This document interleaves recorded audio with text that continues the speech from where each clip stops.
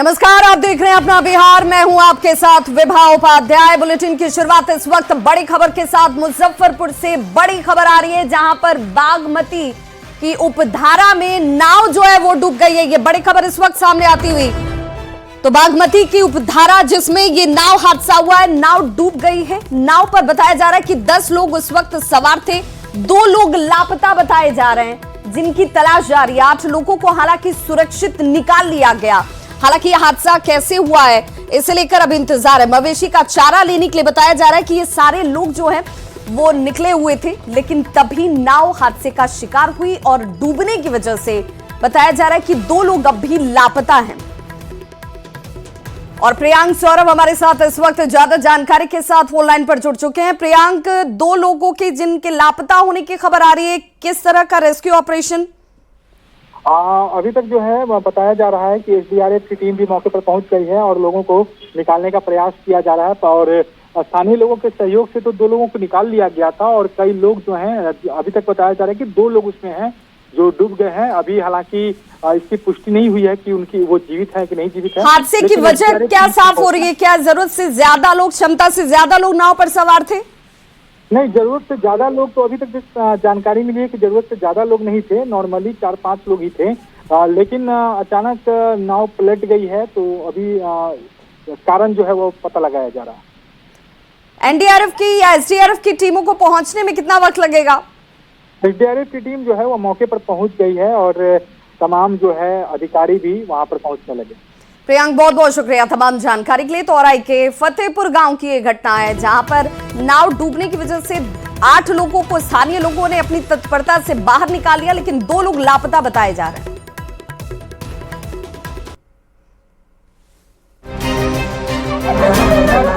जैसे जहां जिसे दारू यू से अनलिमिटेड उपलब्ध। तो राष्ट्रीय जनता दल का अर्थ है राष्ट्रीय जहरीला दल।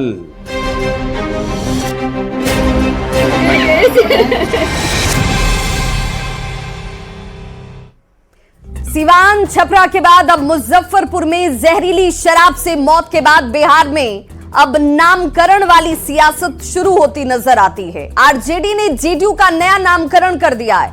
आरजेडी के मुख्य प्रवक्ता शक्ति यादव कहते हैं कि जेडीयू का मतलब होता है जे से, जहां डी से दारू और यू से अनलिमिटेड। जहां दारू अनलिमिटेड मिलता है उसी का नाम है जेडीयू। शक्ति यादव का बयान आता है और उसके बाद बिहार की सियासत गर्म हो जाती है। जेडीयू ने भी पलटवार करने में देर नहीं की और पलटवार करते हुए जेडीयू ने आरजेडी को राष्ट्रीय जहरीला दल बता दिया। वहीं बीजेपी ने कहा कि आरजेडी का पूरा नाम ही है राष्ट्रीय जमीन का डाकू। तो मतलब ही होता है जहां दारू अनलिमिटेड उपलब्ध हो। जैसे जहां डी से दारू यू से अनलिमिटेड उपलब्ध। मने बिहार में मानो कि कोई ऐसा इलाका नहीं है, हर घर में उपलब्ध है शराब। ये हालात है बिहार के अंदर में शराबबंदी कानून लागू होने के बाद। एक पैरेलल इकोनॉमी, लोग जहरीली शराब से मौत को गले लगा रहे हैं, आंख की रोशनी जा रही है और बिहार के शासक चुपचाप सत्ता संरक्षित अवैध शराब के कारोबार को फलने और फूलने दे रहे हैं। नामाकरण करते हैं, तंगो तबाह हो जाइएगा। इतिहास गवाह है कि नामाकरण से राजनीतिक फजियत हुआ है। नाम अगर अच्छा सुनना पसंद करते हैं तो राष्ट्रीय जनता दल का अर्थ है राष्ट्रीय जहरीला दल, जिसने समाज में जहर डाला, जाति का, धर्म का, अपराध का, हत्या का, फिरौती के लिए अपहरण का, अब भ्रष्टाचार के तो कुल शिरोमणि हैं ही। देखिए, राजद का पूरा नाम ही है राष्ट्रीय जमीन का डाकू।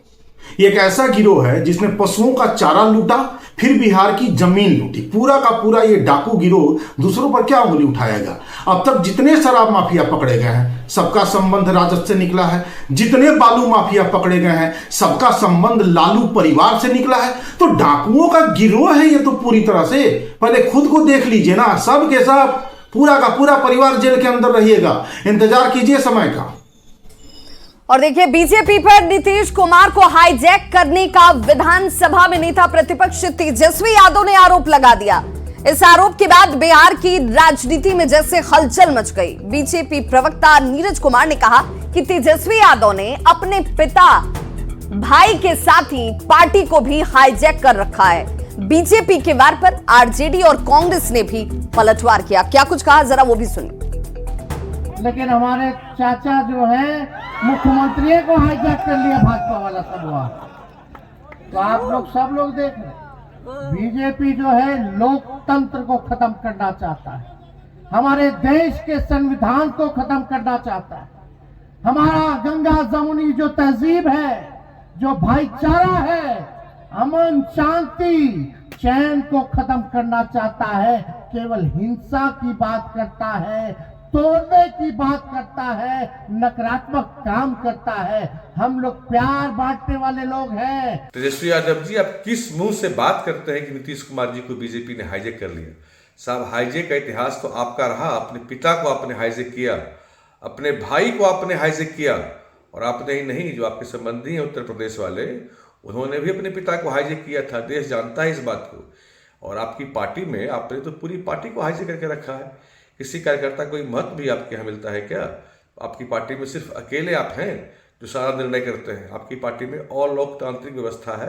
भारतीय जनता पार्टी के नेता नीतीश जी के संबंध में बताए ने कि रिटायर्ड पदाधिकारियों और इर्द गिर्द दो चार नेताओं के माध्यम से जो सत्ता का इकबाल समाप्त कर दिया गया है, जो कहीं ना कहीं सरकार और सरकार का जो हनक होना चाहिए वो दिखाई नहीं दे रहा है। ठीक है, बिहार के लॉ एंड ऑर्डर, बिहार के अर्थव्यवस्था, बिहार के युवाओं का भविष्य भारतीय जनता पार्टी और बिहार सरकार ने हाईजैक कर रखा है। और ये राजनीति करने का जो एक तरीका है इनका, इनसे जन सरोकार, लोगों के सुविधा से कोई लेना देना नहीं। ये सिर्फ सरकार में बैठ के कंबल ओढ़ के मलाई खाने में विश्वास रखते हैं। अगली खबर बेतिया से, जहां मेहदियाबारी में बिजली विभाग की टीम के साथ जन सुराज पार्टी के एक नेता ने दबंगई दिखाई। जानकारी के मुताबिक जन सुराज के नेता राजकिशोर चौधरी स्मार्ट मीटर लगाने गए जेई के साथ मारपीट करते हुए देखिए कैमरे में कैसे वो कैद होते हैं, जिसे लेकर पीड़ित जेई ने थाने में नेता राजकिशोर चौधरी समेत 2 लोगों पर एफआईआर दर्ज करवाई है। तस्वीरें आपके सामने भी हैं। विभाग ने पूरे मामले का वीडियो भी पुलिस को सौंप दिया है। फिलहाल पुलिस इस मामले की जांच में जुटी है।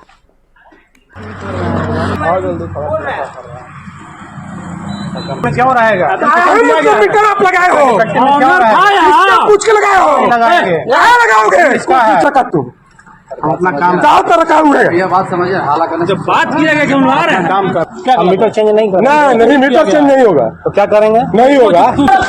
भैया सुनिए ना,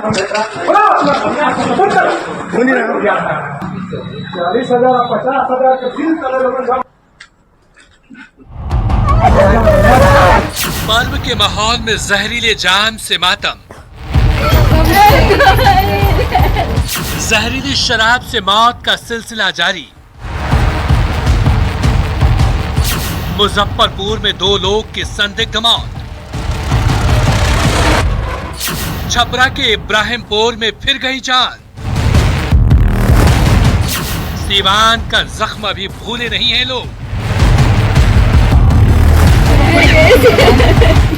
अलर्ट पर प्रशासन, फिर क्यों हो रही मौत? जहरीली शराब से मौत कब तक? तो बिहार में जहरीली शराब पीने से संदिग्ध मौत का सिलसिला जारी है। चाहे सीवान की बात हो, मुजफ्फरपुर हो, छपरा हो, गोपालगंज हो, जहरीली शराब ने कई घरों का चिराग बुझा दिया।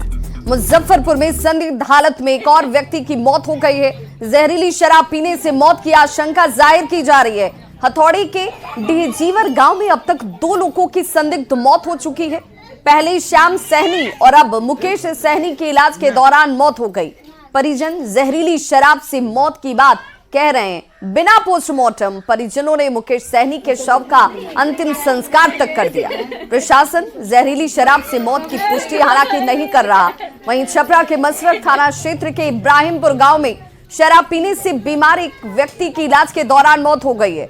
शराब पीने के बाद मुमताज को इलाज के लिए पटना पीएमसीएच में भर्ती करवाया गया था, जहां इलाज के दौरान ही उसकी जान चली गई। मौत के बाद परिजनों में कोहराम मचा है। छपरा में जहरीली शराब पीने से अब तक 13 लोगों ने अपनी जान गंवा दी है। आपको बताते चलें कि सिवान में अब तक कुल 28 लोगों की मौत हो चुकी है। गोपालगंज जो ठीक उससे सटा हुआ जिला है, 2 लोगों की मौत हो चुकी है और एक के बाद एक मौत का यह सिलसिला सवाल कई खड़े कर रहा है। तो आरजेडी नेता तेजस्वी यादव ने नीतीश कुमार पर नफरत फैलाने वालों को संरक्षण देने का आरोप लगा दिया है। इस बयान के बाद एनडीए के नेताओं ने तेजस्वी यादव पर पलटवार किया। एनडीए नेताओं ने तेजस्वी यादव को अपने दामन में झांकने की सलाह दे दी और कुर्सी छीन जाने पर दुख दिखने का तंज कसा। एनडीए नेताओं ने यह भी साफ किया कि नीतीश के राज में किसी भी दंगा करने वाले को छोड़ा नहीं जाता है। बोलते हैं, बोलने के पहले अपने पार्टी के इतिहास को पलट के देख लेना चाहिए। और उनके माताजी और पिताजी का राज 15 साल तक रहा है इस राज्य में। उस 15 साल के राज में उनके माताजी पिताजी ने क्या किया उसको भी देख लेना चाहिए। मुझे वो सीख न दें जो बिहार मेरा है। बिहार में जिधर भी देखिएगा जो भी विकास की लकीरें खींची गई है वो किसी और का नहीं है, लोकप्रिय नेता नीतीश कुमार जी का है। नीतीश कुमार जी को फिक्र है कि मेरा बिहार कैसे रहेगा। जब से उन्होंने कमान संभाला कोई माई दलाल कहीं भी किसी को नुकसान नहीं किया है, न करने देंगे सरकार। सभ्य और एक ईमानदार शासन देने का काम किया और उसमें किसी तरह का रोड़ा आएगा उसके साथ नीतीश कुमार जी उसको ऐसे लोगों को दरकिनार करने का काम है। इसी बात का दर्द है कि भ्रष्टाचार को प्रश्रय नहीं दिया नीतीश कुमार जी ने, इसलिए वो इस तरह की बात कर रहे हैं। नीतीश कुमार संरक्षण देने वाले नहीं है। नीतीश कुमार ने अश्विनी चौबे जी के बेटा को पकड़ के और सारे दंगाइयों को पकड़ के ये साबित किया कि दंगा करने वाला कोई भी उसको छोड़ेंगे नहीं।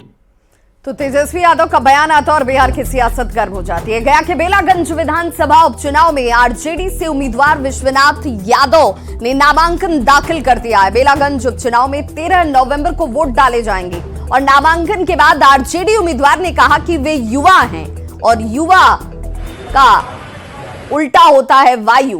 विश्वनाथ यादव ने कहा कि वायु जब तेज चलता है तो आंधी हो जाती है और तेज आंधी में सब उड़ जाते हैं। सब कोई हम विकास का है, मुद्दा शिक्षा का है और मुद्दा जो है वो बेरोजगारी का है। मुद्दा हमारे बेलागंज विधानसभा में सुख और शांति का है।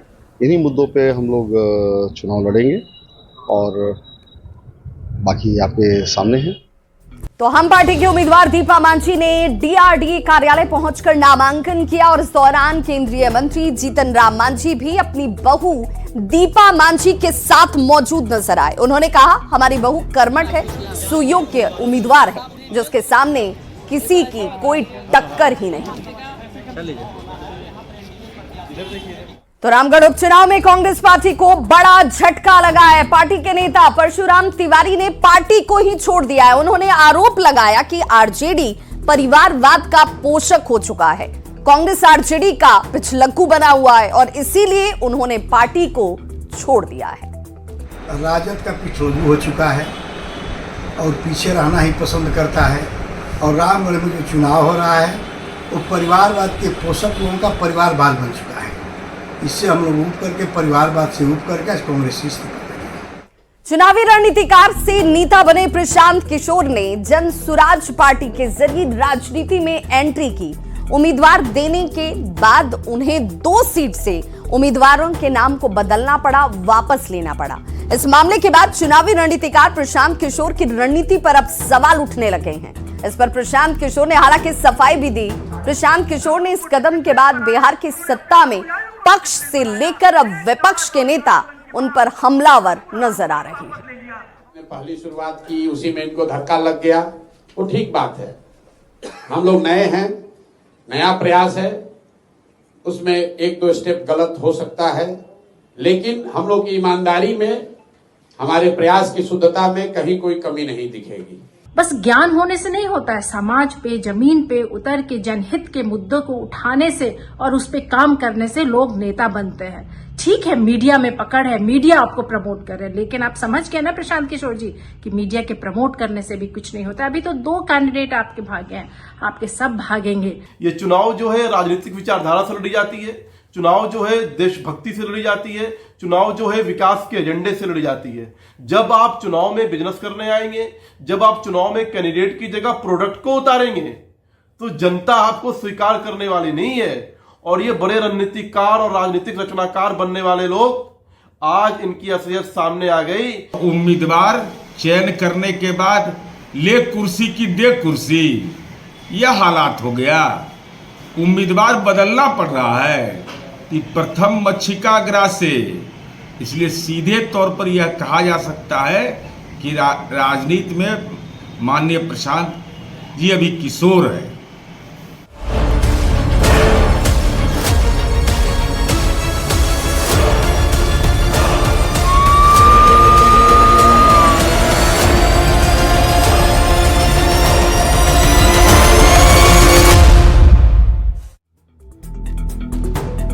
की जिसमें अंडमान सागर से उठा चक्रवाती तूफान दाना तेजी से बंगाल की खाड़ी की ओर बढ़ रहा है। आज तूफान गंभीर रूप लेगा, इसे लेकर कोलकाता और ओडिशा के तटों पर अलर्ट जारी कर दिया गया है। ओडिशा में पुरी के तटों से मछुआरों को हटाया गया, जबकि रेलवे ने बयान जारी कर कहा कि बंगाल में सियालदह स्टेशन से आज रात 8 बजे के बाद किसी भी लोकल ट्रेन की आवाजाही नहीं होगी।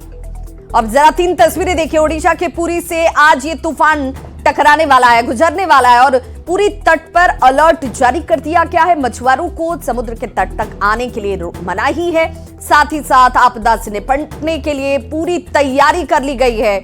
लोगों को सुरक्षित स्थानों पर पहुंचाया जा रहा है।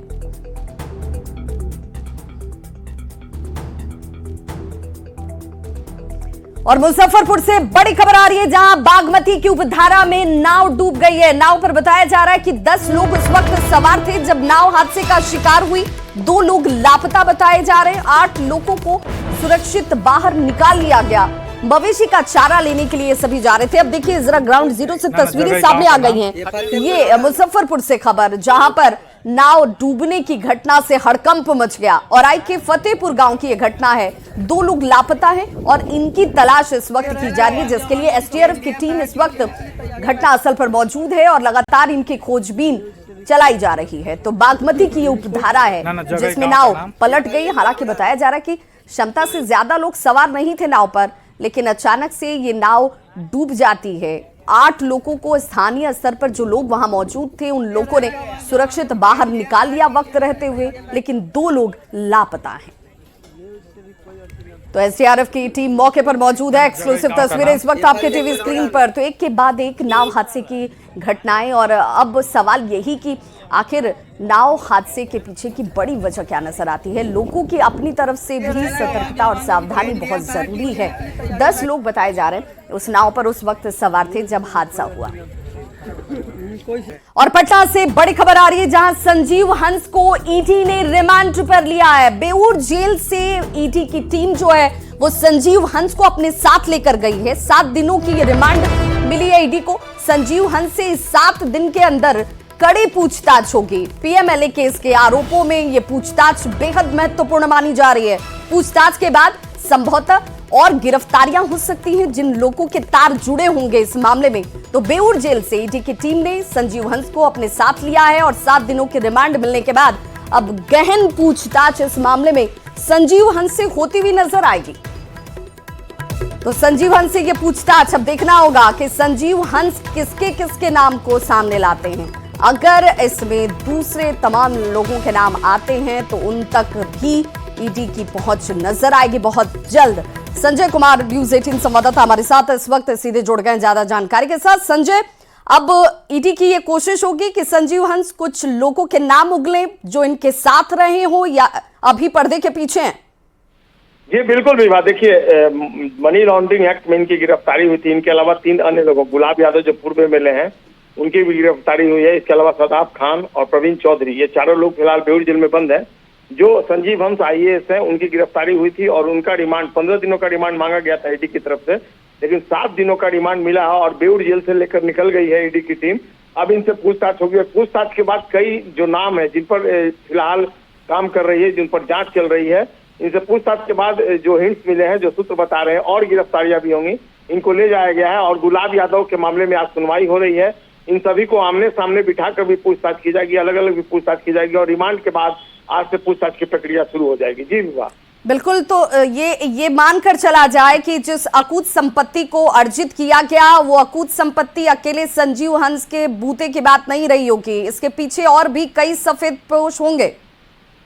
निश्चित तौर पर विवाह, जो अब तक जांच की प्रक्रिया रही है और जांच का जो दायरा रहा है वो यही कुछ बता रहा है। अब प्रवीण चौधरी जो ठेकेदार है, मधुबनी का रहने वाला है, जो छद्म संपत्ति इसके नाम पर अर्जित की गई थी, उसके बारे में भी काफी क्लू मिला। तो ये सभी लोग रिमांड पर लिए जाएंगे, कुछ और नाम सामने आएंगे, उनकी गिरफ्तारियां होगी।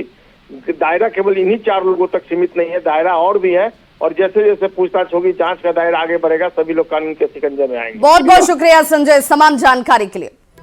तो पटना के गांधी मैदान में ग्राम रक्षा दल और पुलिस मित्र आमरण अनशन पर बैठे हुए हैं। उन्होंने सरकार से स्थायीकरण और फिर वेतन बढ़ाने की मांग की है। 24 घंटे के अंदर मांग पूरी नहीं होने पर गांधी मैदान से राजभवन तक पदयात्रा करने की चेतावनी तक दी गई। इस खबर पर ज्यादा जानकारी दे रहे हैं न्यूज़ 18 संवाददाता धर्मेंद्र कुमार। स्थायीकरण की मांग को लेकर पिछले कई सालों से सरकार के खिलाफ आंदोलन कर रहे थे ग्राम रक्षा दल और पुलिस मित्र। कई बार इन्होंने लाठियां खाई, सरकार के खिलाफ प्रदर्शन भी किया। मांग सिर्फ इतनी है कि इनका स्थायीकरण किया जाए और सरकार ने इनकी मांगों पर ध्यान नहीं दिया। यूं कहें सरकार ने इनकी अपेक्षा की। काफी दिनों आंदोलन के बाद अब इन लोग के पास गांधी जी के बताए रास्ते पर चलने का ही सहारा बचा है। और आप देख सकते हैं, संख्या देख लीजिए, ये लोग आज से आमरण अनशन पे गांधी जी के मूर्ति के सामने बैठ गए हैं। हम गांधी जी के नीचे बैठे हुए हैं। अगर सरकार 24 घंटा तक मेरी मांग को पूरा नहीं करता है, मेरी मांग को सरकार पूरा नहीं करता है, तो आज हम लोग गांधी जी के सपने के लिए आमरण अनशन पे बैठे हुए हैं। और कल है 24 घंटा तक सरकार मेरी मांग को अगर स्वीकार नहीं करता तो हम लोग गांधी मैदान से पदयात्रा करते हुए राजभवन तक जाएंगे। तो आपने सुना कि अगर सरकार इनकी मांगों को नहीं मानती है तो ये लोग राजभवन पदयात्रा करेंगे और जो चुनाव आने वाले हैं, उपचुनाव होंगे, उसमें भी ये लोग सरकार के खिलाफ मौजूद रहेंगे। न्यूज़ 18 के लिए पटना से धर्मेंद्र कुमार। तो इस बुलेटिन में बस इतना ही, लेकिन न्यूज़ 18 बिहार झारखंड पर खबरों का सिलसिला लगातार जारी है।